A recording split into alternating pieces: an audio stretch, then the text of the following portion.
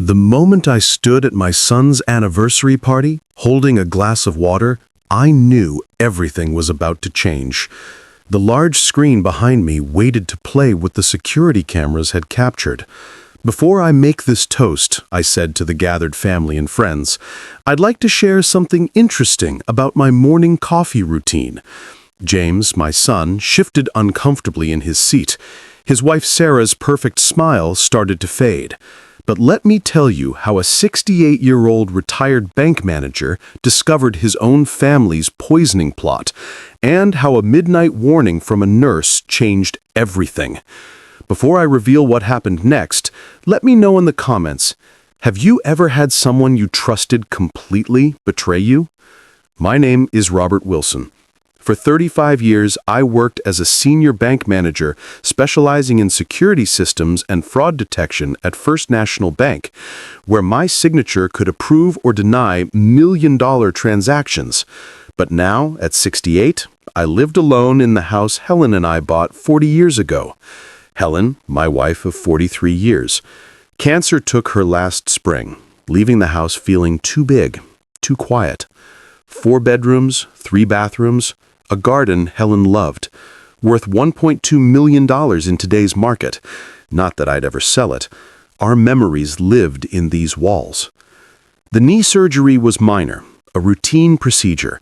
Just a small repair, Dr. Peterson said. But at your age, Robert, recovery needs careful attention. I'd known Peterson for 20 years, trusted him. That was my first mistake. The surgery went fine. I could have managed recovery alone, but James and Sarah started visiting more often. "Dad," James would say, "you need help around the house. We're worried about you," Sarah added. Her concern seemed so genuine, I didn't see the plan forming. Dr. Peterson suggested a home care nurse. "Just for a few weeks," he insisted. "I know someone perfect." That's how Mary entered my life. Early 50s, experienced, professional. She started working on Monday, September 12th, the day everything changed. My morning routine was simple. Wake up at 7 a.m., take my heart medication, coffee at 7:30. The programmable coffee maker was a gift from Helen. "So you'll always have perfect coffee," she'd said. Even after she was gone, I kept the same schedule. Mary seemed to approve. "Structure is good for recovery," she'd say, writing everything in her daily care journal. But something felt wrong. The coffee started tasting different, bitter, strange. "It's probably your medication affecting your taste," James suggested during his visits. Sarah nodded in agreement. "Common at your age." The dizziness started next. Small moments of weakness. "Normal during recovery," Dr. Peterson assured me during checkups. But I'd spent 35 years detecting fraud. Something wasn't adding up. Then came that night, 3 a.m. I was awake, thinking about Helen, missing her. Mary appeared in my doorway, her face serious. "Mr. Wilson," she whispered, "don't drink your coffee tomorrow morning." My heart stopped. "What?" "Your coffee is poisoned," she said quietly, "and I can prove it." She wasn't just a nurse. She was an investigator, working with the police, watching, gathering evidence. The cameras were already in place, recording everything. The next morning, I watched James arrive early, checking the coffee maker, adding something to the filter. The cameras caught it all. The police lab would later confirm a specialized poison designed to mimic heart failure. My own son, planning my death over a cup of coffee. The signs were there from the beginning. If only I'd looked closer. James and Sarah started visiting 3 times a week after Helen passed, always around coffee time, always checking my medication schedule. "Dad, you're getting forgetful," James would say, watching me sip my morning coffee. "Sarah and I are worried about your living alone in this big house." Their concerns seemed real then. Sarah would organize my pill box. James would check the coffee maker's timer. Little things. Kind things. Or so I thought. The security cameras later showed a different story. Every visit had a purpose. Every act of kindness hid something darker. It started the day Dr. Peterson mentioned my recovery needs. "Robert," he said during a checkup, his voice carefully concerned, "at your age, living alone after surgery isn't safe." James and Sarah sat in the consultation room, nodding in agreement. "We've been saying this, Dad," James added. "You need professional help." That's when Peterson recommended Mary. "She's worked with my patients before," he said. "Excellent references." The cameras would later reveal the truth about those references. The phone calls between Peterson and James, the late-night meetings with Sarah, the careful planning. Mary arrived on a Monday, professional, efficient, keeping detailed notes in her care journal. "Everything needs to be documented," she explained, "for insurance purposes." She started learning my routines. The 7 a.m. wake-up, heart medication at 7:15, coffee at 7:30, the programmable coffee maker that Helen bought me whirring to life each morning. "Your wife thought of everything," Mary commented, studying the machine. She noticed things. The way James would arrive just before coffee time, how Sarah always checked my pill organizer, the whispered conversations in the kitchen when they thought we couldn't hear. Then the symptoms started. Dizziness after my morning coffee, weakness by lunch. "Normal for your age and condition," Peterson assured me during follow-ups. But Mary was watching, recording. The hidden cameras capturing every detail. James adding powder to my coffee filter, Sarah replacing pills in my organizer, Peterson's carefully worded medical notes suggesting declining health. The evidence building day by day, until that night at 3 a.m., when Mary revealed everything. "I'm not just a nurse," she whispered in my darkened bedroom. "I'm an investigator with the Elder Abuse Unit." She showed me her badge, played the footage. My son, my own flesh and blood, poisoning my coffee while calling me Dad. The lab reports confirmed everything.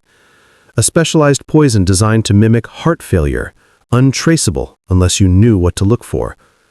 "They've done this before," Mary explained. "Other families, other inheritances." The police had been building a case for months. My os had become their final piece of evidence. The coffee maker Helen gave me, now recording my own son's attempt to kill me. The irony wasn't lost. Helen always said that coffee maker would keep me safe. She just never imagined how. The next morning I watched through Mary's surveillance system as James arrived. 7:15 a.m., checking the house, adding powder to my coffee. Sarah calling to make sure the job was done. Their voices caught perfectly on the hidden microphones. "Dad's getting worse," James told her. "Peterson says it won't be long now." They had no idea every word was being recorded, every action documented, every plan exposed. The evidence mounting in Mary's daily reports, the toxicology tests confirming the poison, the financial records showing their mounting debts, the desperate need for my inheritance. My son, planning my death over the same coffee maker his mother bought to keep me healthy. The investigation moved with precise, careful steps. Mary's police team installed additional cameras throughout my house, in the kitchen clock, inside the thermostat, behind the living room paintings. Every angle covered, every conversation recorded. The coffee maker became our main evidence collector, its hidden microphone capturing James and Sarah's morning visits with crystal clarity. "We need to increase the dosage," Sarah whispered one morning, thinking they were alone. "Peterson says his heart is too strong." The police lab analyzed my coffee every day, documenting the increasing levels of poison, untraceable unless you knew exactly what to look for. 3 separate tests confirmed it. Digoxin, a heart medication that would make my death look natural.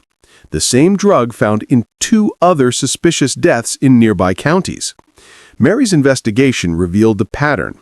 James and Sarah had done this before, to Sarah's uncle in Portland, to a wealthy widow in Seattle. Both deaths ruled as heart failure. Both victims had Dr. Peterson as their physician. Both had their estates claimed by James and Sarah through carefully forged documents. The evidence kept building. Security footage showed James accessing my home office at 2:17 a.m., photographing my financial documents. Sarah meeting with Peterson in a coffee shop across town, passing him envelopes of cash. The bank records told their story. James and Sarah were $475,000 in debt, desperate for money, seeing my $1.2 million house and savings as their solution. Mary coordinated with the FBI's Financial Crimes Unit.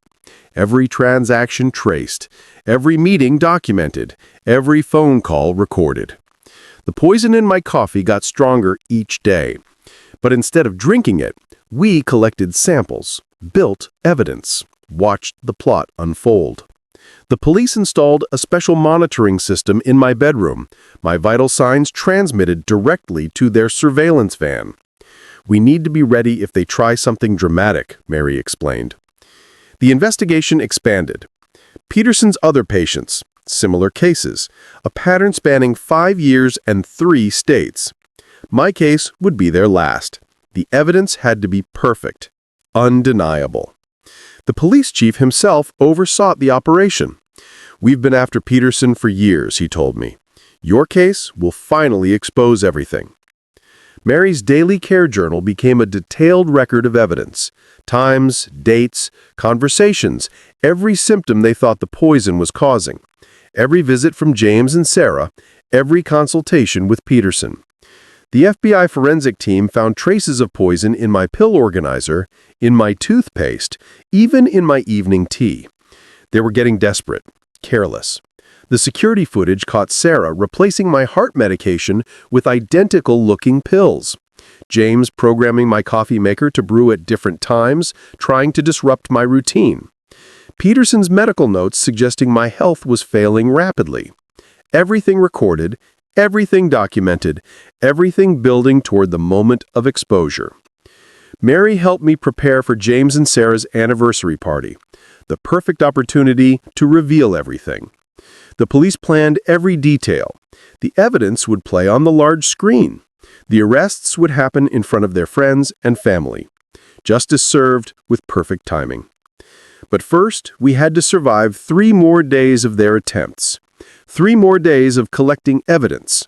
3 more days of watching my own son try to murder me over morning coffee.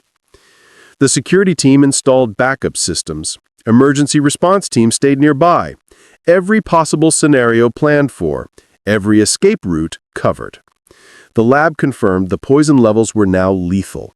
They were making their final move. But so were we.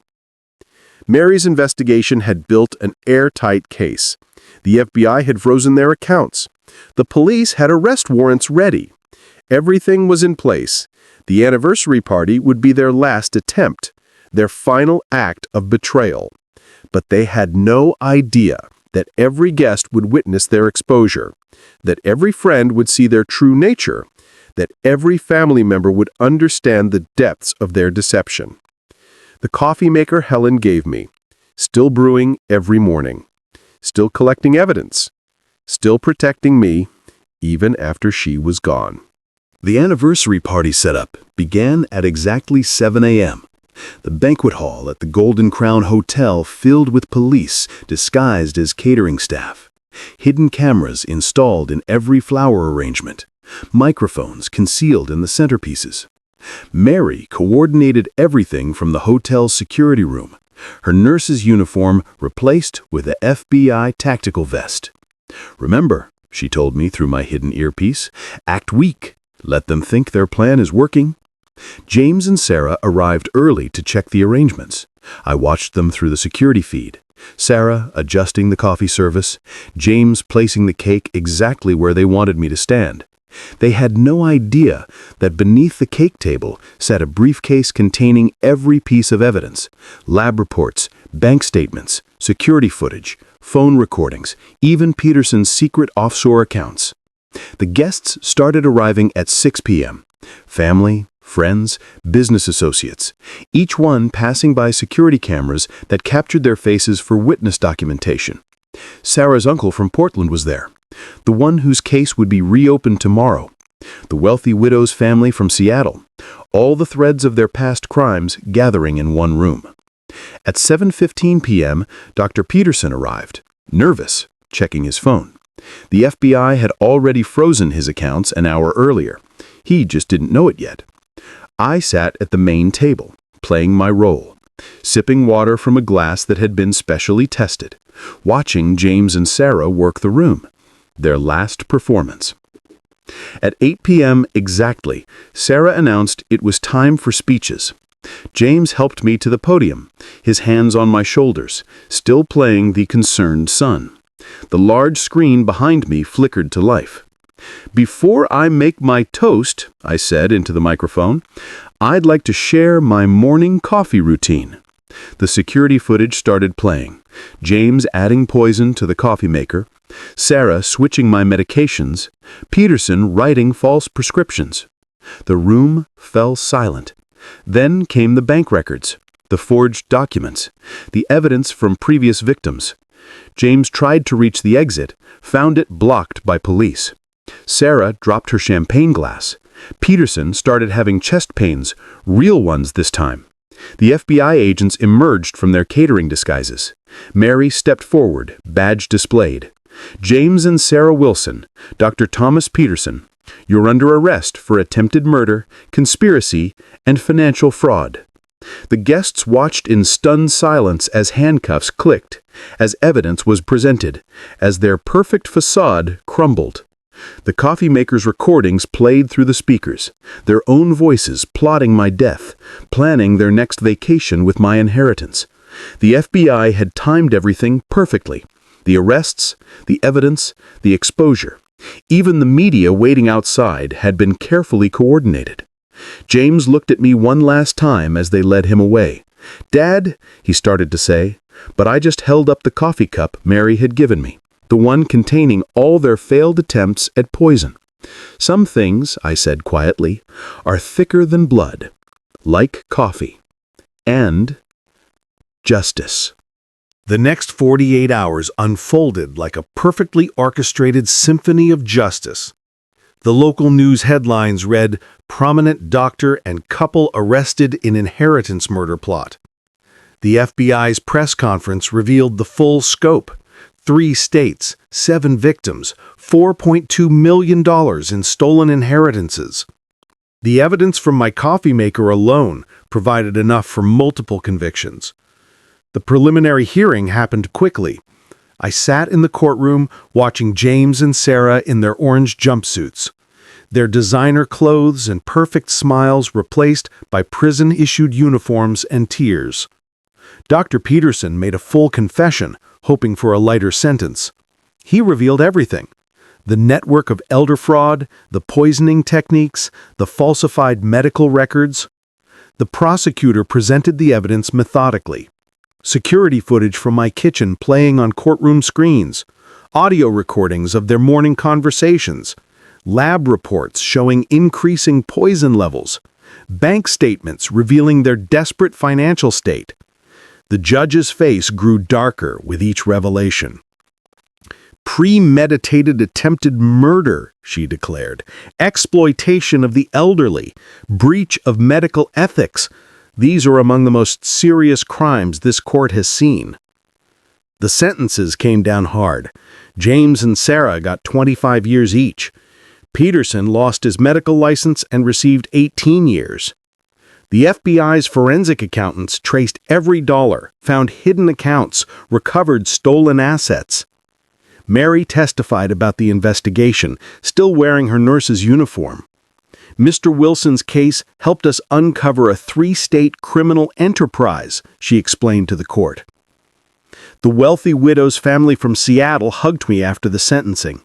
"You helped us find closure," they said. Sarah's uncle's case was reopened, justice spreading like ripples in a pond. "My house feels different now, peaceful."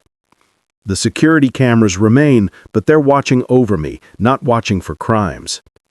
Mary visits sometimes, not as a nurse or investigator, but as a friend. We share coffee from my programmable coffee maker, the one Helen gave me, the one that helped catch her son trying to kill me, the one that still brews perfect coffee every morning at 7:30 a.m. Life has a way of teaching us lessons, sometimes through betrayal, sometimes through justice, sometimes through a simple cup of coffee. The support group I joined helps other elderly victims of family fraud. We meet weekly, share stories, help each other heal. Your case gives us hope, they tell me. The bank where I worked for 35 years invited me to speak about elder fraud prevention. My experience helping others protect themselves. Helen would have wanted that, using tragedy to help others, making something good from something terrible. James and Sarah write letters sometimes, asking for forgiveness. But some betrayals go too deep. Some coffees are too bitter to swallow. I've learned that family isn't always blood. Sometimes it's the nurse who saves your life, the investigators who protect you, the neighbors who check on you, the friends who stand by you. Every morning, I still make coffee at 7:30 a.m. The same routine, the same machine, but now it brings comfort instead of poison, peace instead of poison. A reminder that justice, like a good cup of coffee, is best served fresh and hot.